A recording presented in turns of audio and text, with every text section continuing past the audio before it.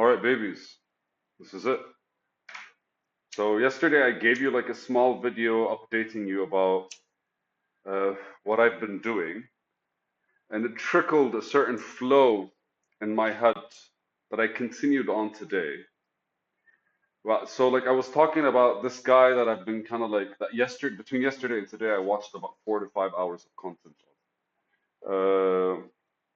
Fucking love how he basically explains things, specifically from a marketing perspective onto this the world and the way like humans behave.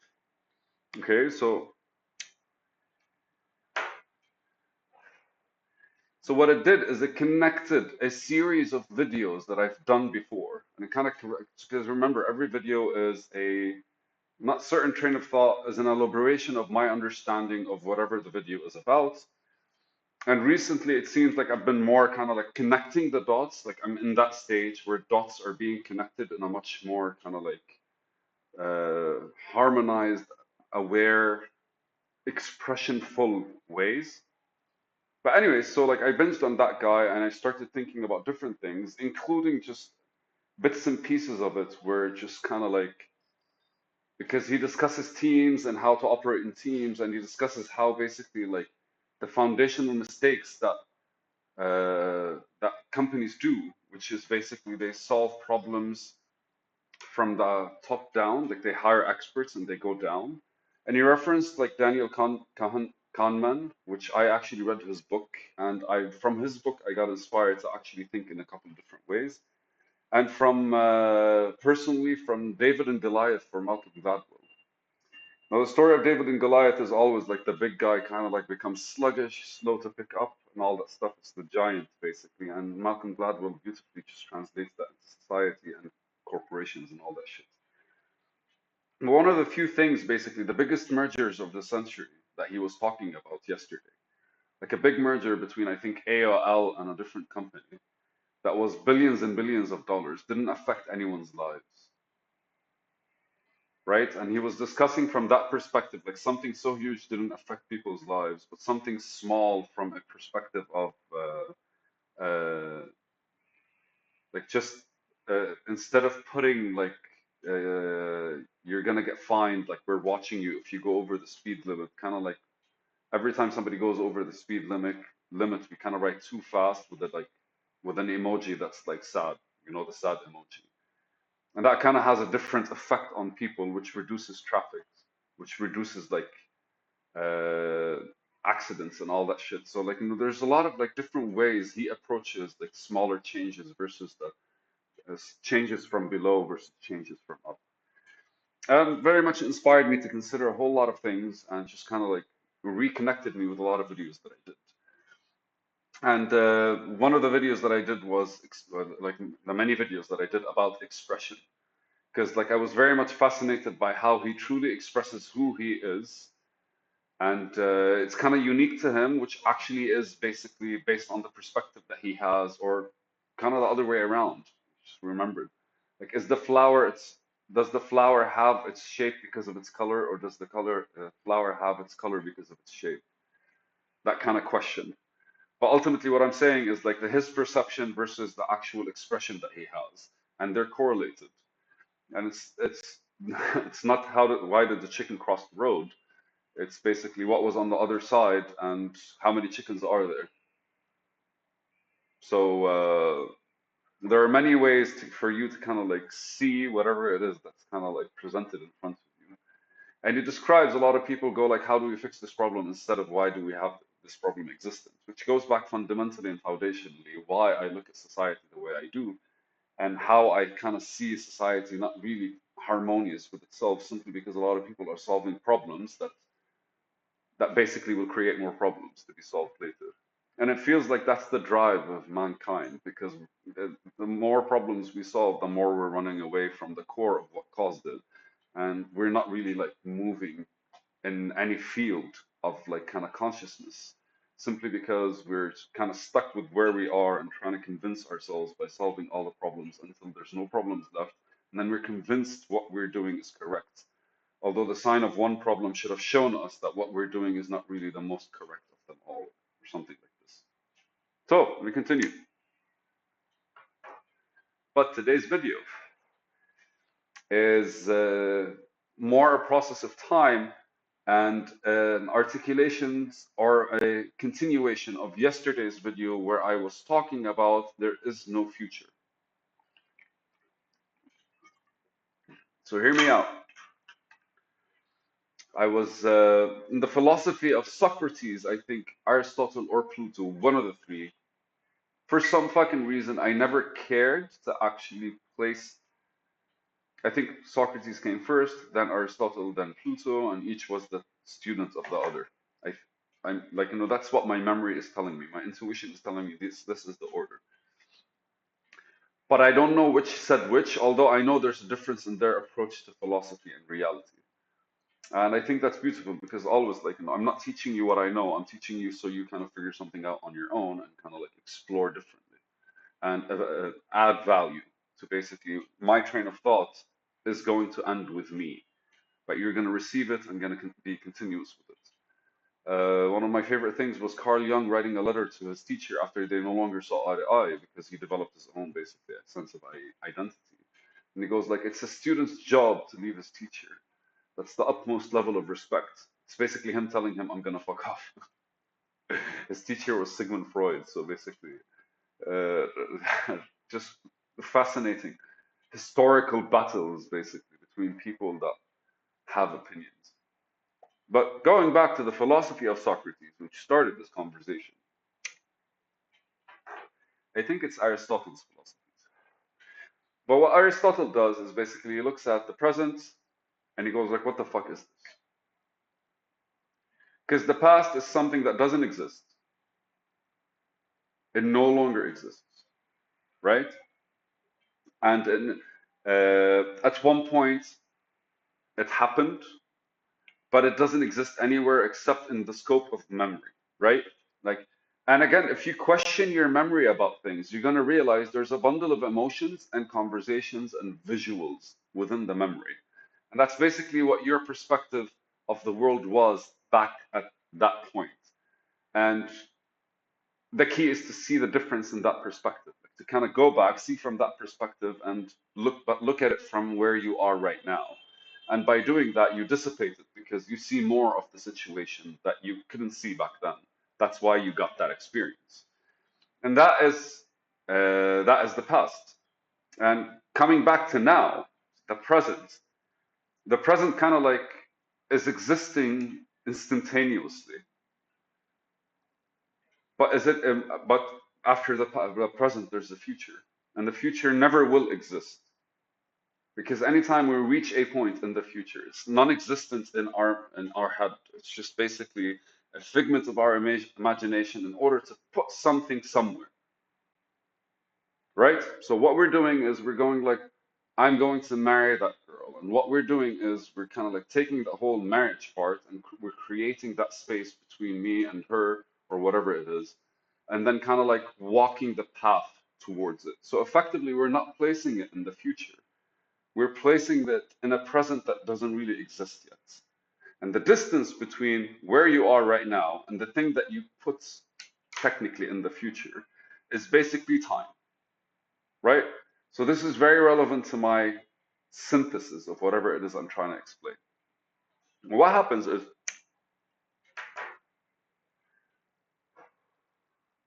what happens is we remain in the present.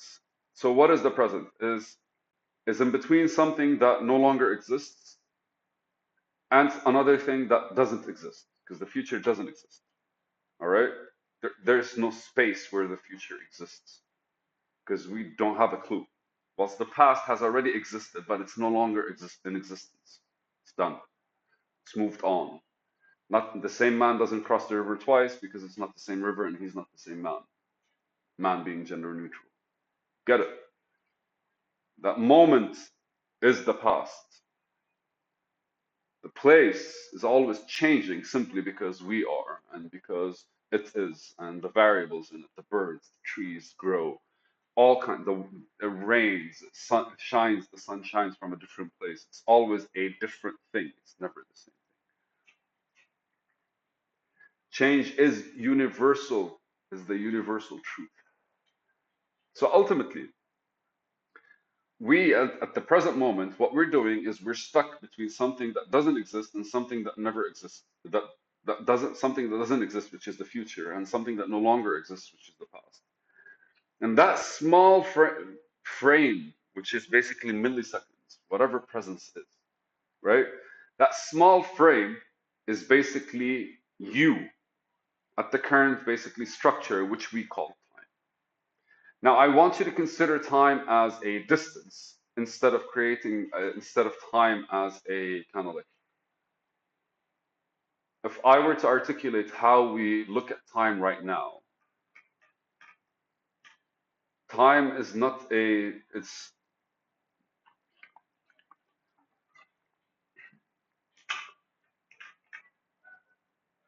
time is right now a method of expectation,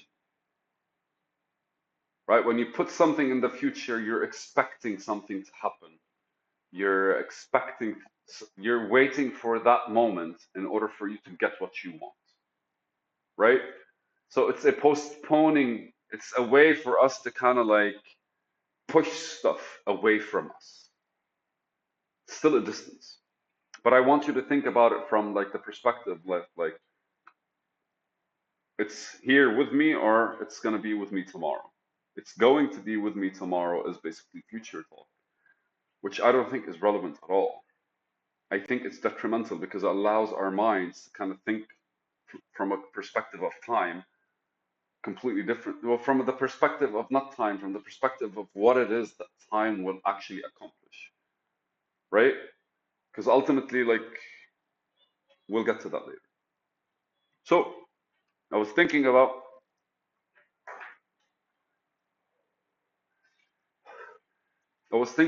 not time specifically, but the presence. And what brought it up was a conversation of trust that I was having with myself. And again, it goes back to Rory Sutherland's like kind of like binge. That guy discusses basically the people that make mistakes in the organization or don't really adhere to the job description are the ones that truly and honestly kind of like give room to improvisation. And when I was thinking about it, I was like, why don't people do that? Well, there's the manager's fault, and then there's the person that's working under him. And any leadership slash follower position, you can literally be helping your mom cook, she's leading your following, or she can be helping you cook. I don't know how your relationship is with your mom. Or it could be in a relationship dynamic, like at some points they're leading, at some points you're leading. But ultimately, it's basically the trust that we have with each other. And it got me to think about trust in a different way. And the one way was like, how do you truly understand the work that you want to do? It's by completely claiming the responsibility of it. But that's where your issue with yourself starts coming up normally, especially when you're approaching something new, whatever issue you have. But when somebody on the other side kind of like gives you that trust, then it's not like he trusts me, that's okay. No, why does he trust me? From where does this trust come from? How does this trust affect the way I work? What does it mean towards how I work? There's a certain kind of like reception of the trust and then acceptance of the trust. And then the third stage, that the way I was writing it, was like the expression of the trust. It's the work that you do is you expressing that trust in you that was basically granted by somebody else. And for me, that's very powerful. Like I don't know how people tend to kind of like give and take when it comes to these things. But for me, that's a very powerful thing because for the longest time, I realized that the bigger issue with I was trusting in the fact that I was not really competent, or I was trusting with the fact that it wouldn't work, or I was trusting in the fact that it won't be done on time, it's not worth it. I was trusting in all that shit instead of trusting in the other stuff.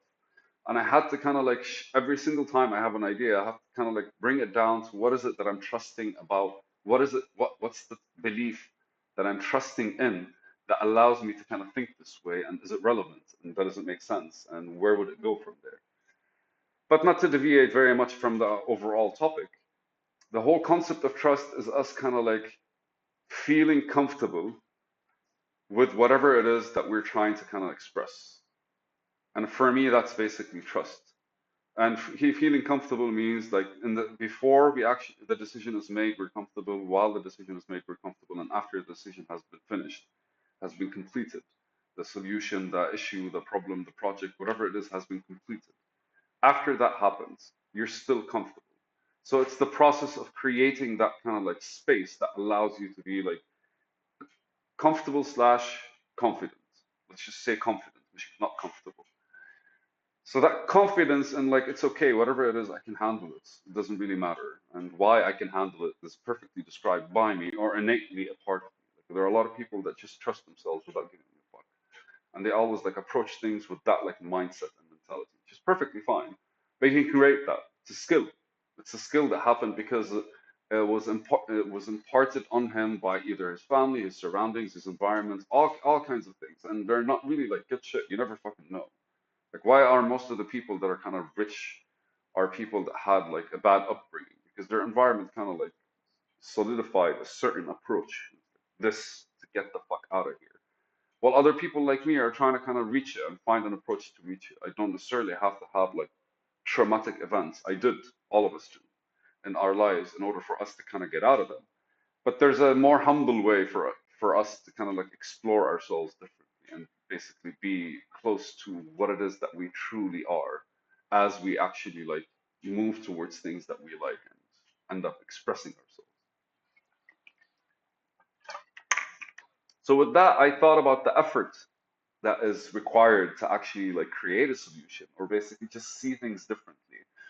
And it's practically just making a bunch of mistakes a certain kind of way that doesn't really like break your leg. And with that, you actually could like reflect on these mistakes and see why they were basically like what made them come about.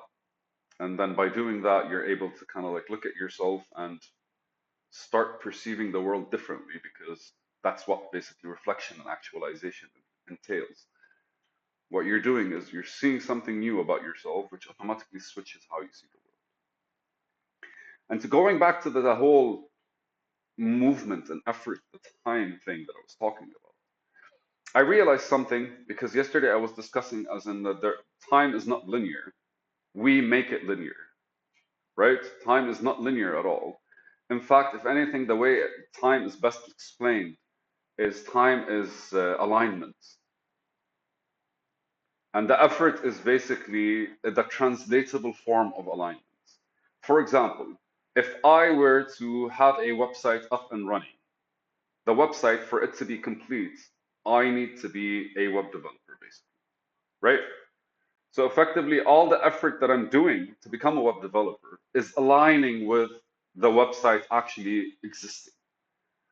So what I started doing based on this process, and I've discussed it in many videos before, I don't remember which ones, we're at like video 545 or something like this.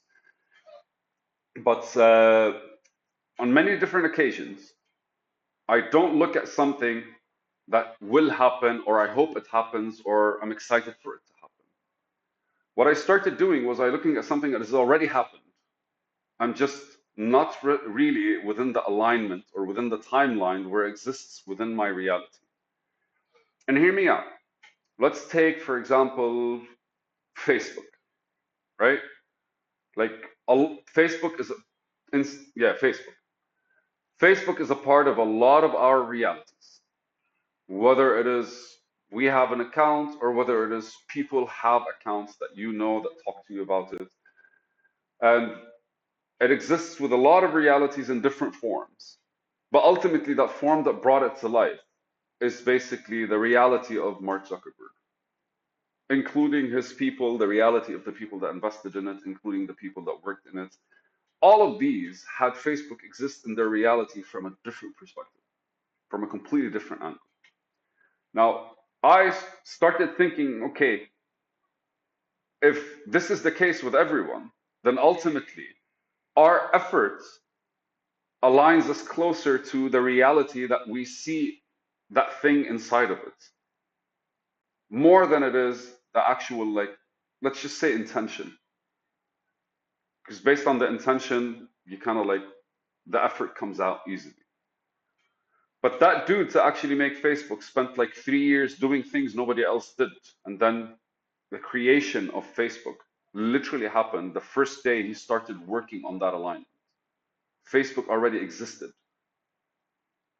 But he basically every single day realigned himself in order to be able to kind of like get to a stage where the position of CEO exists with him in it for Facebook.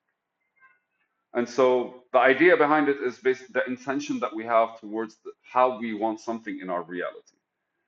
Going back to what I was talking about earlier, I was talking about like where our presence is and the fact that time is just the path towards that goal that already exists. Now, time could be literally, you can go walking somewhere and that will take like 3 hours, let's say. You can go by car, it can take 10 minutes. You're the one making the decision. And the difference between car and walking is basically the effort you put in, right? The translatable value. Because if you need a building to come up, you need concrete, you need sand, you could need block. If you don't basically get the sand, it doesn't matter how many blocks you get, you're not going to get a building, right? The translatable value is a combination of things, whatever it is.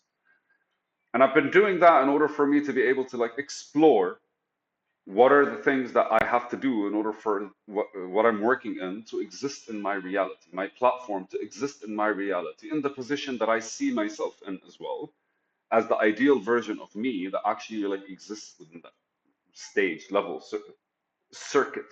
I don't know how to, I don't want to consider explaining it or labeling it because I think I'm getting closer to that by avoiding labels. Anytime you kind of like label something. But what's happening is the fact that I'm looking at its existence as it already happened. The natural thing is basically the the variables that contribute to that reality, my reality, me existing in my reality in the way I envisioned it, is basically being thrown at me on an hour-to-hour basis, minute-to-minute basis. Whether it comes with resolving some shit and getting over stuff, or whether it comes with like figuring some shit out and researching stuff. You never know. And every single step towards that positioning is happening in the present. That's the difference in the alignment, right? Because as you align with a situation, like I could very much align with a reality where somebody, let's just say, is the president of Lebanon. I could very much align with that, or I could align with the reality where I actually am the president of Lebanon. And to be the president of Lebanon, suddenly more things kind of show up and how to actually do it. Right? I have to put in a lot more work in order to be the president, but to exist in a place where certain people are presidents, you kind of like, right? It's a lot more passive because it's not really like a direct concern of yours, but you will exist in that reality, right? There are efforts against that reality as well if you want to do it, like the voting thing, the changing fucking countries. I don't know how you like, right? Like there are many ways, but then effort is actually still placed there. And it very much is an alignment of reality. Like you look at something and you go like, oh, I can't stay in this country anymore. I need to travel. So you start imagining yourself outside of this country. Like a lot of people are saying this here. And what happens eventually you go. So the reality had already happened, but what you did was you started aligning with it. And the effort is basically the transference from one side to another, from one reality to another. Your reality now is that you are in Dubai, for example, or Saudi Arabia. Your reality now is that you are a manager, right? It's always been the case. It's just like wasn't really like experienced by everyone else. Why? Because it's still only with you. And so by looking at the future as something that has already happened, right? Because it's already non-existent. But what we're doing is we're actually claiming it to be a part of like the past. When doing so, what we're doing is we're aligning with that reality, and we're completely like everything that we find ourselves doing is almost always contributing to that reality. Naturally, there's a point of awareness, there's a point of like, okay, so this is the reality. what am I doing today? Maybe what I did today. Like there's us actually figuring out how we're aligning. If we're intentional about it, the more intentional about it, the more basically like the easier it becomes for that reality to exist. I want to say efficiently and effectively, right? Because there are many times where people just kind of like want to be managers, but don't really like up the game to become management. But that reality still happens because they're worthy of promotion, they're trustworthy, but they're not really fulfilling that position in a way that allows them to explore things. Right? It's one of those like you don't become a master because and then be able to do things easily. You become able to do things easily in order for you to become a master, to be called a master. And so ideally, Miyamoto Musashi talks about it. He goes like, you, a master can basically like, here, let me read it for you actually. Know that repeatability is not a trait that comes after success slash mastery, but instead the very foundation behind it. So our awareness, our engagement with ourselves is a direct engagement with reality. And that's where we're always reflecting on this is the vision that I want, this is the vision that I'm working with, this is the vision that I'm creating. So the closer I am to that expression where that vision exists, the closer I am to it. So that already exists. It's just not really as translatable into the real world as we actually would want it to be. And the idea behind time becomes just the passage, the path of how to actually reach it. And the last thing we could do is actually look at what we're doing. Because when we're looking at what we're doing, we're completely neglecting. We're completely moving through time, which is wrong. Because we want time to move through us based on the reality that we have. Time moves through us. And every single day becomes effort to kind of like support that movement of time instead of our movement through time. So I'm going to pause for a second and come back. All right. So we ended with time flows through you and you flowing through time. And I'm going to try to explain this in a way that's recently become like present in my consciousness. One is we exert energy, we create energy, and but we're also receiving, right? Like any car functions on its own, but somebody has to turn it on. You can literally program everything about the car, and even program the AI that's going to turn it on when it sees you or something like this. But the beauty of human engineering, I guess, is basically us preemptively considering things. Like back in the day, the Formula One racers, when they were driving cars, they would have like multiple gadgets to move stuff around. Right now, they're kind of like buttons in front of them. So we found better ways for us to kind of do things and approach things, but still there has to be a trigger that starts it all. And when it comes to us, we were given life. We were decided upon as the expression of life, right? That piece of us that decided to exist in this world and to come and experience it from being born, growing up, and all these things.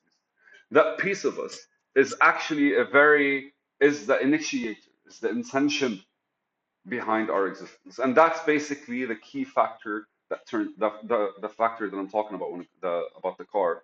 It's basically you're the person that turns it on. And these are intentions for us.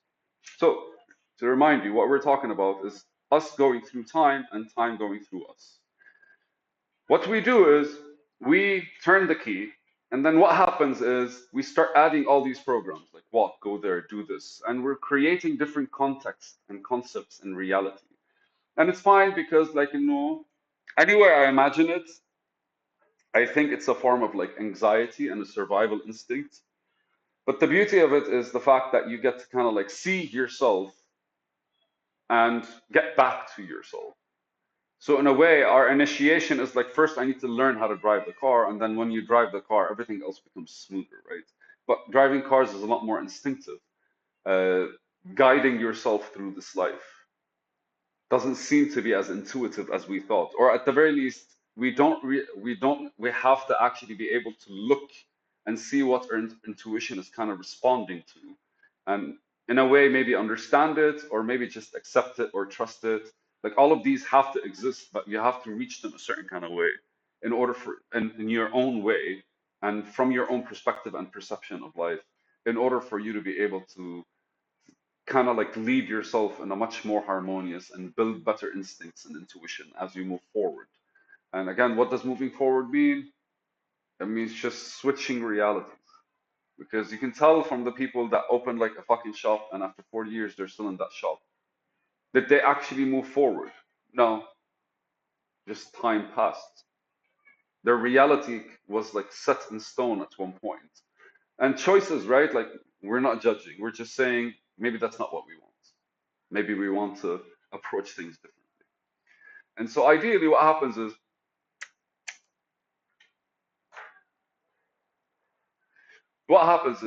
we move into this earth, on this earth, in this world, in this shared world, as we move in our reality. Like in our reality right now, I'm here. In a bit, I'm going to be working out at the gym or in a coffee shop or something. That's physical movement, which is perfectly fine. But most of what we do becomes associated with movement. So thinking for us becomes associated with movement. Thinking as in like I'm processing something to get to somewhere. It becomes associated with movement. And all of that generates energy. And that energy, I don't think harmonizes with time itself, which gives us the feeling that we're going through time. Like when you're rushing around and doing all kinds of things in order to get things done, you feel the day goes like this. But some days you're actually being very productive and they were paced, they were beautiful, they were kind of like slow, and everything about them was fulfilling. And that's basically it. These days for me are the ones that kind of like extend your life because you haven't really moved through time and burnt through your life force and life energy. You kind of like flowed with the things that are happening. While on the other side, you kind of like burned through the energy that you had. And if any, that like Japanese call it life energy. 'Cause that's when you kind of like get the extra adrenaline rush from I don't know where, and like you kind of like see yourself a lot. That's when you kind of like go beyond your own self, and that's life energy, or at the very least, that's the energy that kind of like comes from your spirit, your soul, God, the universe, cosmos, all that good stuff.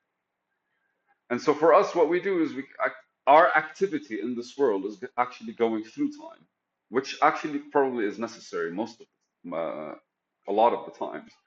But returning to ourselves is something that we find hard because normally we bring everything back with us and it's still in our head. It's not kind of cleared out. It's not like accepted, released.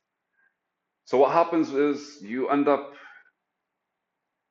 losing the alignment because you're forcing it, losing the harmony of the alignment because even though you're giving the things that need to be done energy, you're not really giving them their place on your reality from the concept of time. Because as you align to these different dots, you end up finding your own like place at the end. But like if you're just going through them, you kind of get there, but it's not the there that actually, I don't know, it's not the there that's sustainable. It's not the there that makes you feel like you're still growing. It's not the there that expands to others' realities and connect with